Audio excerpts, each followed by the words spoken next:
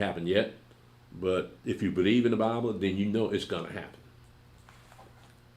It it was the men that fought wars and built things, not the women. Let's prove that. Let's go to Numbers chapter 1, verse 1 to verse 3. Numbers chapter 1, verse 1 to verse 3. Let's look at our own forefathers. What we're reading here is not just a Bible. This is our history book. So it means more, it has more importance to us than anyone else. So we can go back to our roots and see how things were and go from there. We can't do it the way we're doing it now. This is Numbers chapter 1, verse 1 to verse 3.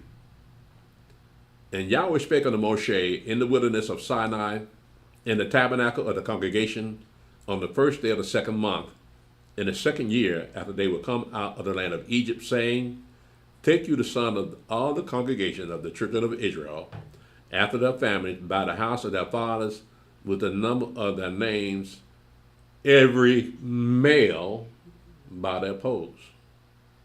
Every male. 20 years old and upward, all that are able to go forth to war in Israel. Thou and Aaron shall number them by their armies. So it's numbering the men for war. To make sure we got enough men to fight. It didn't count the women. Okay? Let's go to 2 Chronicles chapter 2, verse 1 and 2. Again, women didn't fight wars, nor did they build things. But let's look at another example of that in 2 Chronicles chapter 2, verse 1 and 2.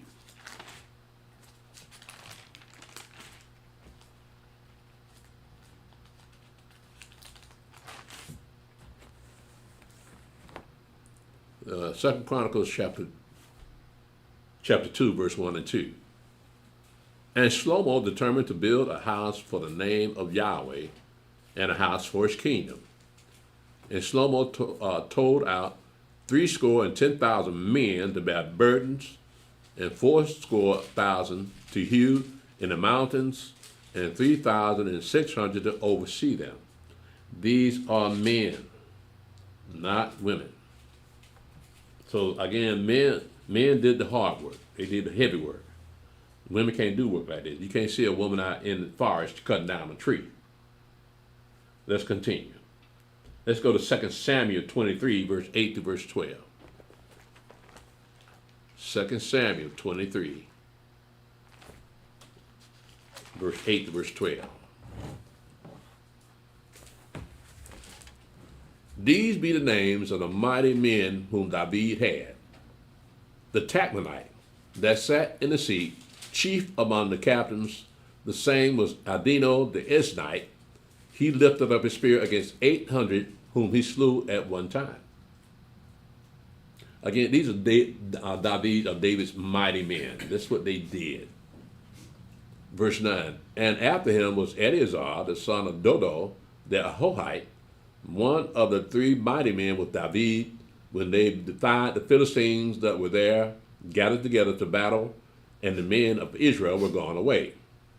He arose and smote the Philistines until his hand was weary, and his hand clave unto the sword, and Yahweh wrought a great victory that day, and the people returned after him only to spoil. Yahweh does not require women to fight. But women have to have someone to protect them. They need a man. But not here in America. And after him was Shammah, the son of Agi, the Hararite, and the Philistines were gathered together into a troop, what was a piece of ground full of lentils, and the people fled from the Philistines. But he stood in the midst of the ground and defended it, and slew the Philistines, and Yahweh wrought a great victory. Again, men fighting wars. Men still fight wars today.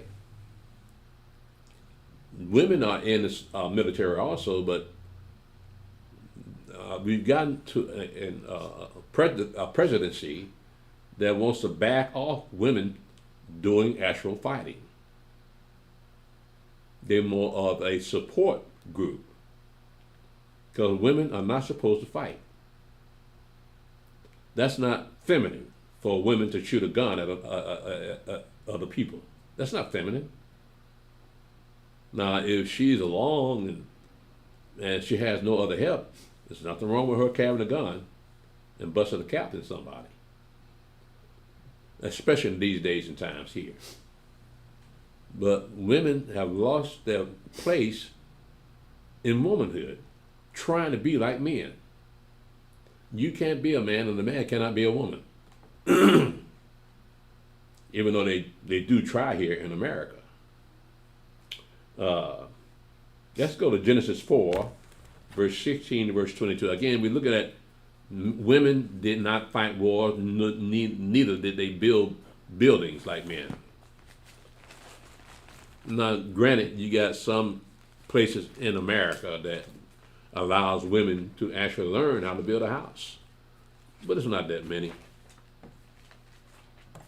This is Genesis 4, verse 16 to verse 22. And Cain went out from the presence of Yahweh and dwelt in the land of Nod on the east of Eden.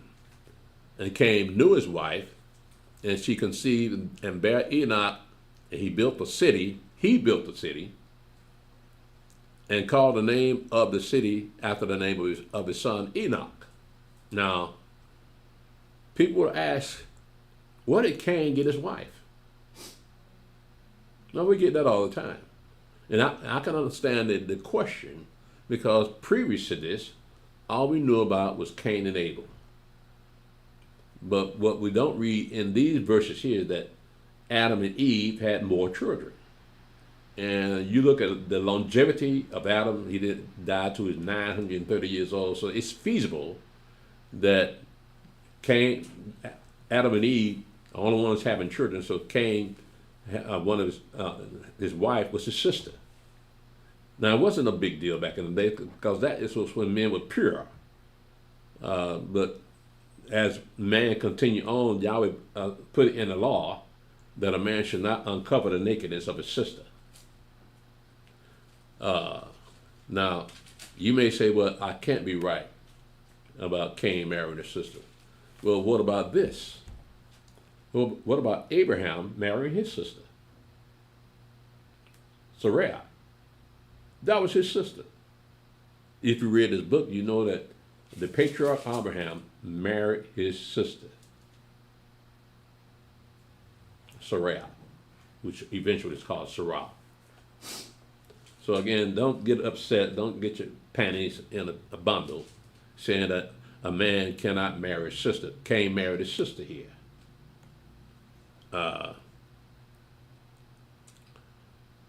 And unto Enoch was born Arad, and Arad begat Mahujael, and Mahujael begat Methusael, and Methusael begat Lamech.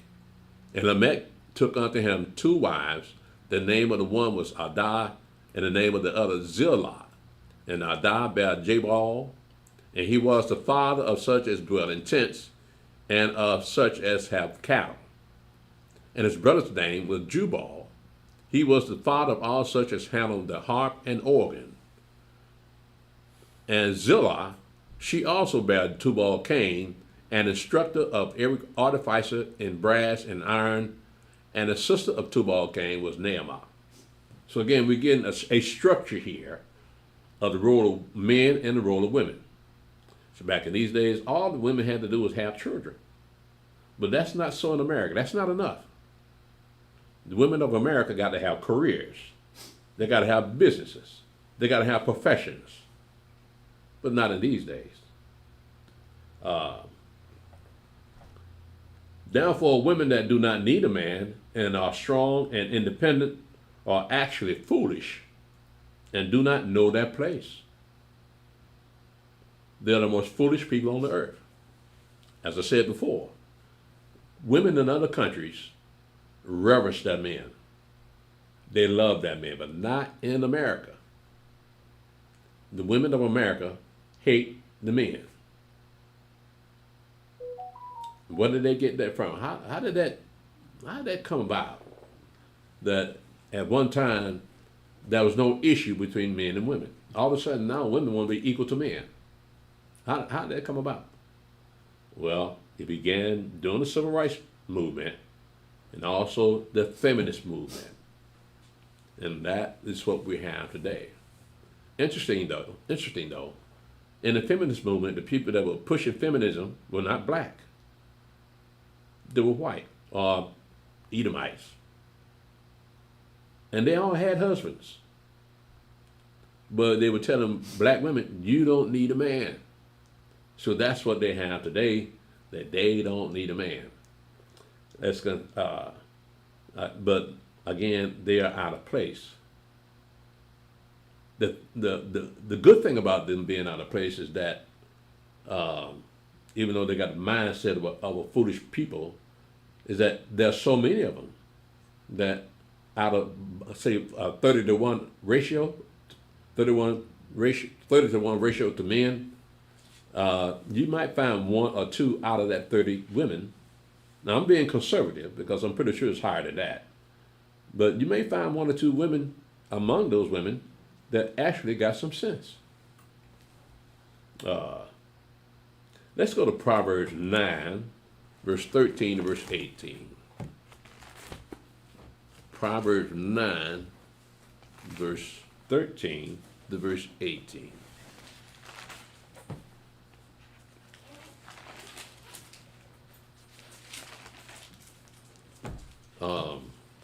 They can send me text messages on this thing too, can't they? They couldn't do. They could do it in that too. Okay. All right. We're in Proverbs 9, verse 13 to verse 18. It says, "Give instruction to a wise man, and he will be yet wiser. Teach a just man, and he will increase in learning." Start at the wrong place. Verse 13, verse 18. Forgive me. A foolish woman is clamorous. She is simple and knoweth nothing. For she sitteth at the door of her house, on a seat in the high places of the city, to call passengers who go right on their ways. Whoso is simple, let him turn in hither. And as for him that wanteth understanding, she says to him, stolen waters are sweet, and bread eaten in secret is pleasant. But he knoweth not that the dead are there, and that her guests are in the depths of hell. Yeah, you gotta be kidding me. All right, let me stop here and invite you out to the cultural center of the New Covenant Congregation of Israel. Again, we're located at 3901A Covenant Highway, Indicator, Georgia 30032. Our phone number is 404-286-5869. The website is www.thencci.org. We have a prophecy class every first day of the week, which is Sunday, at 11 o'clock a.m. Come on out and see what the prophets are saying in the Bible. Because Christians cannot read the prophets, mainly because they're Christians. Actually, they can't read the Bible at all. We have, if you cannot make it to our prophecy class on the first day of the week, again, it's at 11 o'clock. You can join us on Facebook and on YouTube. We have a history class every third day of the week, which is Tuesday night at 8 o'clock p.m. Come on out and learn about your history. This Bible is your history book if you want to know the truth about who you are and where you came from. Because they don't have any records of where you come from in America. But little did they know, they had the records all along in this Bible. It's our book. It's about Yahweh and his chosen people. It's not about Christians. You can put Christians in your mind in there, but if you read it as it is written, you're not going to find the word Christian but 3 times in the whole Bible. So who are the rest of these people? We have a sisters only class every 5th day of the week, which is Thursday, at 8 o'clock p.m. You can join us on Zoom. Lastly, we have a Sabbath day service every Saturday, the seventh day of the week at 1 o'clock. Come on out and see what it is like to remember the Sabbath day to keep it holy. Again, we see that strong and independent women are foolish, and they do not know their place. Let's go to Proverbs 14 and verse 1. Proverbs 14 and verse 1. Look at what it says. Every wise woman buildeth her house, but the foolish plucketh it down with her hands. So if you think that you're strong and independent, then you're being foolish. And more than likely, you don't care about marriage, and you have all these babies out of wedlock if you're not aborting it. That's not a standard for family. And women apparently don't want families because they don't need a man. I'll give you a good example. Look at what happens when families have a family reunion. There's no one there but women. No man around. And there's a reason for that. Because these women had children before they even got married. So they probably don't even know who the father is. That's more like Maury Povich and his TV show. Let's continue. Let's go to Proverbs 6, verse 23 to verse 26. Proverbs 6, verse 23, verse 26.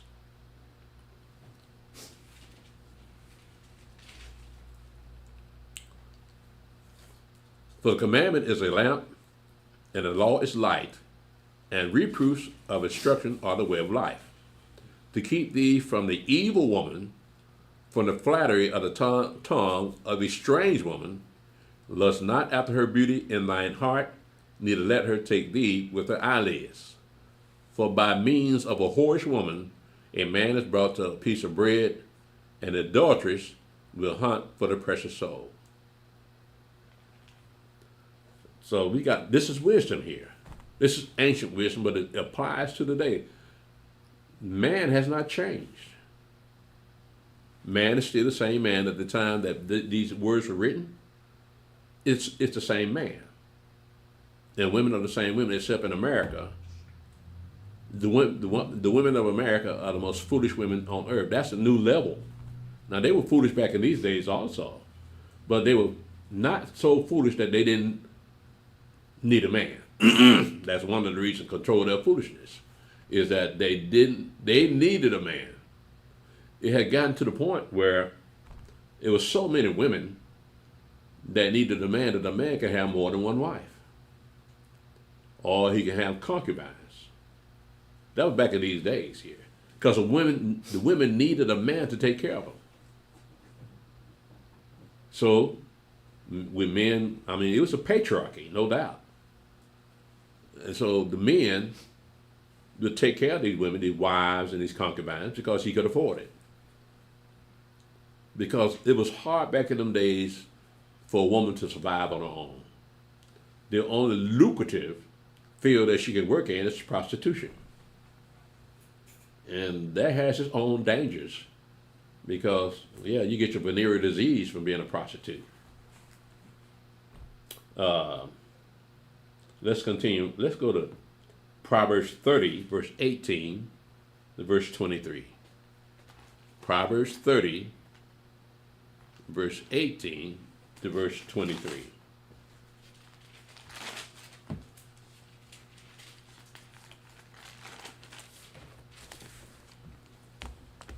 There be three things which are too wonderful for me, yea, four which I know not: the way of an eagle in the air, the way of a serpent upon a rock, the way of a ship in the midst of the sea, and the way of a man with a maid. Such is the way of an adulterous woman, She eateth and wipeth her mouth and says, I have done no wickedness. For three things the earth is disquieted, and for four which it cannot bear. For a servant when he reigneth, and a fool when he is filled with meat. For an odious woman when she is married, and a handmaid that is heir to her mistress. You understand what the word odious means? It means hateful. And that's what we have today. Hateful women. They do not like the position they find themselves in as subject to the male. But let's understand something. Men are normally bigger than women. So a woman would naturally go with someone that can protect her. Now, granted, it's not like that now. When you look at the women's basketball league, yeah, you got women there that are 6'9", hands bigger than a man. So yeah, that's an anomaly. Women do not normally grow that big, but you're looking at today's time. It's not only the women growing taller, but the men are too. Look at your the basketball league and the women's basketball league. These are all people. The women in the basketball league, I don't think they're 7 feet tall yet, but nevertheless, they're taller than the average man.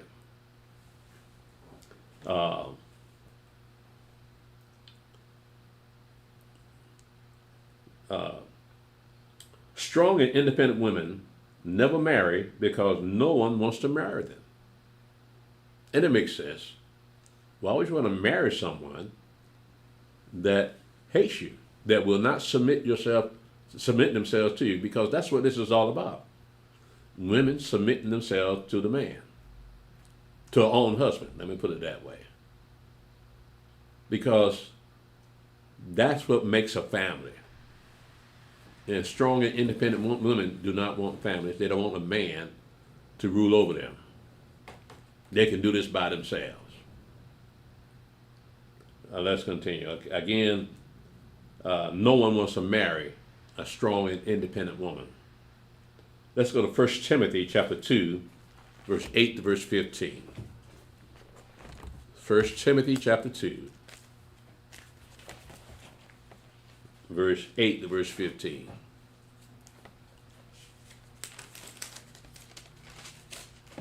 Look at what it says here. I will therefore that men pray everywhere, lifting up holy hands without wrath and doubting. He said, reaching up with holy hands, like this, not like this. This is what white Christians have taught black people, that you pray to God with closed hands. But Paul said, no. I will therefore that men pray everywhere, lifting up holy hands. Now, that's a little FYI, because a lot of people don't know how to pray. They've been brought up as Christians, so they believe that praying with closed hands is the way to pray, because they've seen pictures of their God, Jesus, praying with his hand closed. But as I mentioned before, that is the white man's God. That's not your God. That's not the black people's God. In like manner also, that women adorn themselves in modest apparel, with shamefacedness and sobriety, not with broidered hair or gold or pearl or costly array, but which becomes a woman, but which becomes a women professing godliness with good works. Let the woman learn in silence with all subjection. But I suffer not a woman to teach, nor to usurp authority over the man, but to be in silence. But there it is there. He said, but I suffer not a woman to teach, nor usurp authority over the man, but to be in silence. For Adam was first formed, then Eve. And Adam was not deceived, but the woman being deceived was in the transgression. Notwithstanding, she shall be saved in childbearing if they continue in faith, in love, and holiness with sobriety. Now, what Paul is saying here is for a holy people. And there's nothing holy in America. And American Christians are not a holy people. It may sound like they are, but they're not. I'll tell you what you do. Ask any black Christian, are they holy? And see what they say. They won't even know what the word holy means. They may say, well, I get the Holy Ghost every Sunday. That's not what this is saying here. But the main point is that the woman should not usurp authority over the man, especially when it comes to the holy things and come to the assembly of the congregation. Yeah, you're not supposed to usurp authority over the man. Today you got in Christian churches, you got women pastors, you got women bishops. See, they don't care what Paul says. They're going to do what they want to do. Because the main reason is because it's money involved. So a woman in high position in the church, she gets paid. And you got the women preachers standing in the pulpit with the husband sitting next to her. That's Christianity. The Bible is not a Christian book. So you know, if they don't go by what this book is saying, then they're wrong. Let's go to Ecclesiastes chapter 7, verse 26 to 28. Ecclesiastes chapter 7, verse 26 to verse 28.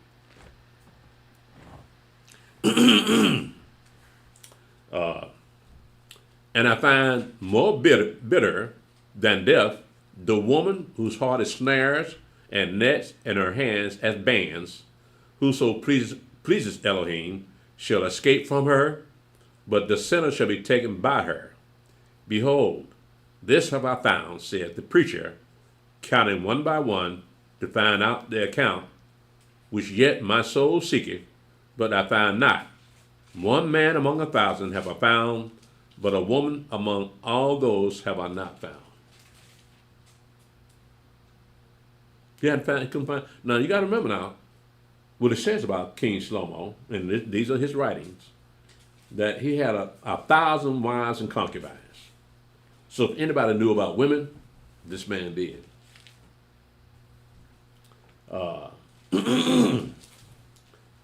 Let's go to Leviticus 21, verse 13 and 14. Leviticus 21, verse 13 and 14. Now, in this particular chapter, it's giving the requirements of the high priest. So let's see what his when it comes to women. Let's see what he says about the requirements of the high priest. This is Leviticus 21, verse 13 and 14.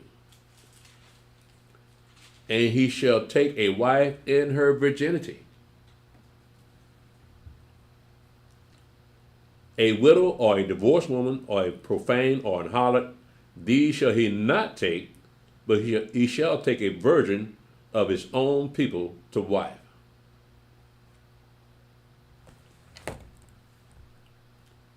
That's when virgins were very important back in these days. A woman's virginity, that was very important back in them days, and they knew that they were a very valuable people. That's what gave value to women, because they were virgins. No man has touched her because they're virgins. Today, it's almost like you have failed as a woman because you're still a virgin. Women today cannot wait to lose their virginity. So they don't wait to marriage. They're too busy out there in the streets giving it to whoever they want to give it to. And that's a sad thing, because most countries don't allow that. Most countries want their women to stay virgins, and they do. And for a woman to stay a virgin, she must be brought up in the right kind of household with a father and a mother. You don't have that in America. You have just the women, so the children grow up out of balance. But in other countries where marriages are honored, then those girls are going to maintain that virginity till a man comes along and asks her hand in marriage from her family, from her father. And of course, with a virgin, he has to pay a dowry, because a virgin is very expensive. So he has to pay a dowry. Whatever the father requires of him, he has to pay that dowry. Now again, women raising up little girls by themselves, they can't stop them little girls from being whores, because they don't have a man to balance out the family. See, if they had a father in the house, then she would look at that father and say, I must respect my father because he's the head of the house. But if you don't have a father there, why should she respect? She already knows her mother. So she can run circles around her mother and do what she want to do. And her mother would never find out. But if she had a father in the house, her own conscience would tell her, my daddy won't like me doing this. So she ain't got to hide from him. She can hide from her mother, but she ain't got to hide from him because she's already locked in her mind her daddy. If she grows up with a daddy in the house, then she'll grow up being a virgin, and she can find her a decent man. And she'll stay away from these ghetto dudes. Right? So she'll find a good man, and a good man will find her. And it will be such a surprise to see that he's found a virgin. I'm just giving you an example of how important a virgin is. Let's go to Isaiah 3, verse 11 and 12. Isaiah 3, verse 11 and 12.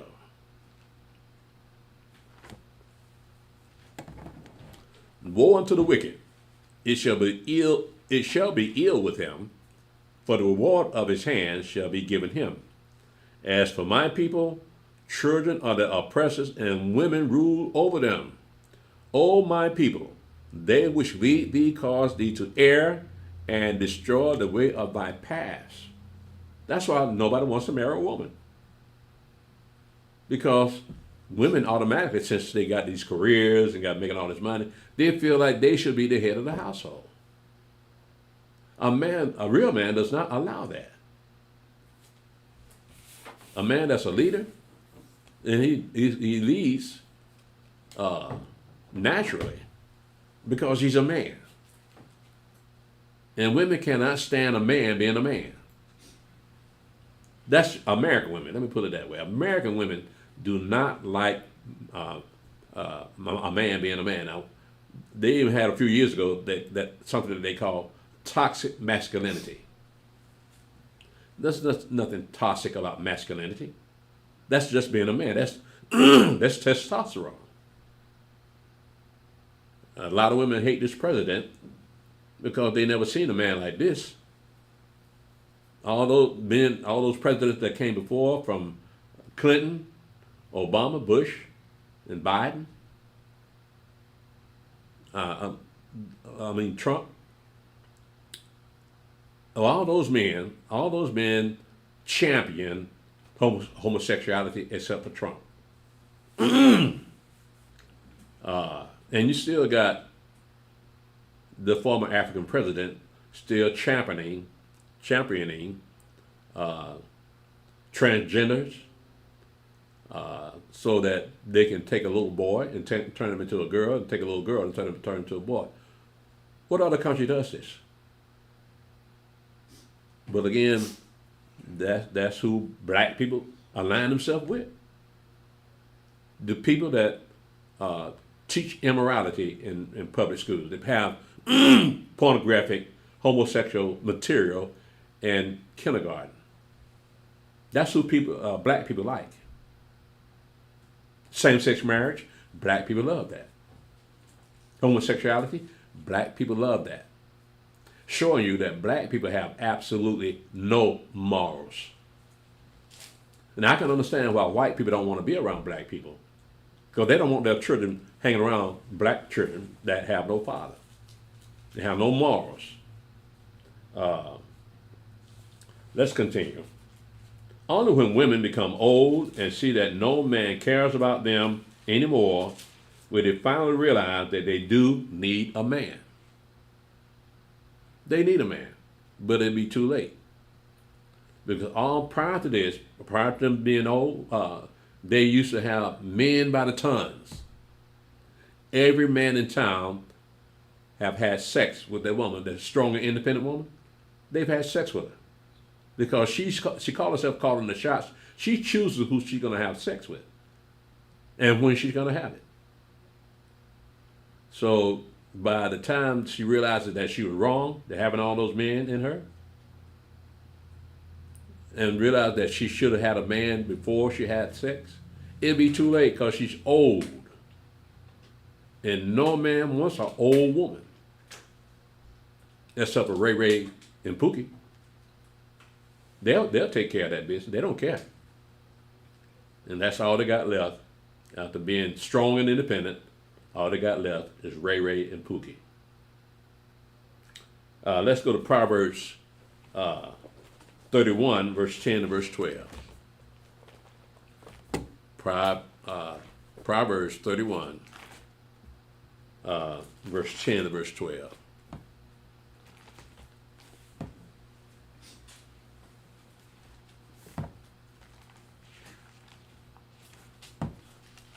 Look at what it says about the ideal woman.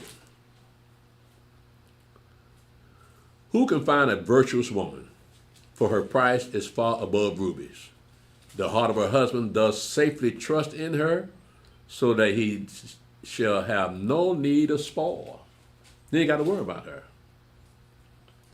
She will do him good and not evil all the days of his life, of her life. Now that's a virtuous woman. So you women that don't need a man, that you're not being virtuous. Understand what that word virtuous means. It means powerful. But she needs a man to direct that power and to control that power so it doesn't get out of hand like you got now, where women say, we don't need a man. Yes, you do. See, you don't know how to get a man, number one. And number two, you just gave up. Let's go to Judges 13, verse 1 to verse 11. Looks like I'm running out of time, so I'm going to have to hurry up with this.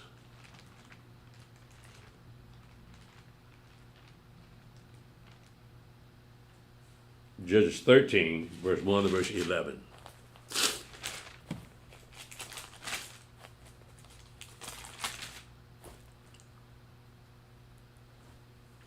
And the children of Israel did evil again in the sight of Yahweh, and Yahweh delivered them into the hand of the Philistines 40 years.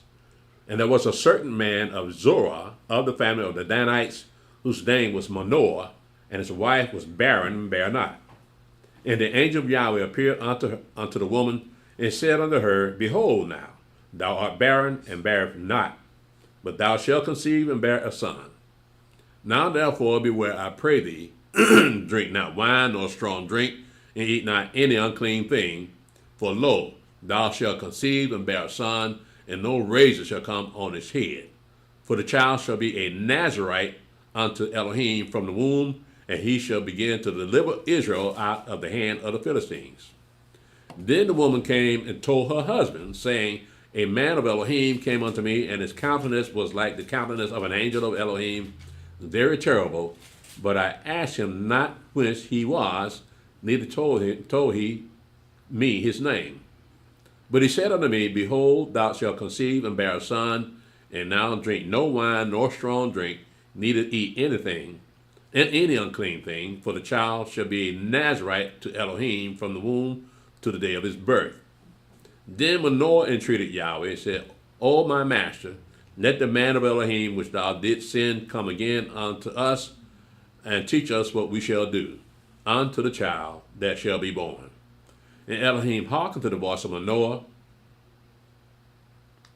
And the angel of Elohim came again unto the woman as she sat in the field, but Manoah her husband was not with her. And the woman made haste and ran and showed her husband, and said unto him, Behold, the man hath appeared unto me that came unto me the other day. And Manoah arose and went after his wife, and came to the man and said unto him, Art thou the man that spake unto the woman? He said, I am. And Manoah said, Now let thy words come to pass. How shall we order him? Now I just supposed to stop at 11. But again, she ran and got her husband and told him that a man came up to her, and told her she was going to conceive and have a child. That was mighty fast. So again, what we have here is the situation here in America that when the women say they don't need a man, that's a sign of a collapsed society. It can never bounce back from that. You can't force women to go back and be something that they're supposed to be. They've gone too far. And so they will fight you tooth and nail before they submit themselves to a man. So again, that is what's destroying America, along with many other things. But when a woman says that she doesn't need a man, it's best to just stay away from her. Do not be in her company, because look at how she dresses. When a woman puts on pants, she walks like a man. When she puts on a dress, she walks like a woman. It shows you the difference. A man is not supposed to wear things that appertain to a woman, and a woman should not wear things that appertain to a man, because it changes you when women wear men's pants, any kind of pants, anything that a man wears. It changes her psychologically and physically, that her walk is even different when she's wearing pants than when she's wearing a dress. So I want you to take that in mind. I want you to notice that when you're out and about today, or any time of day. I want you to notice that, because that is when you see a society about to collapse. You see this for yourself. So I'm going to stop here, and thank you for joining us. Join us on the next Sabbath for another Beyond the Surface program. We are glad that you started to watch us, and forgive us for the technical difficulties, but I hope you enjoy the program. Shabbat Shalom.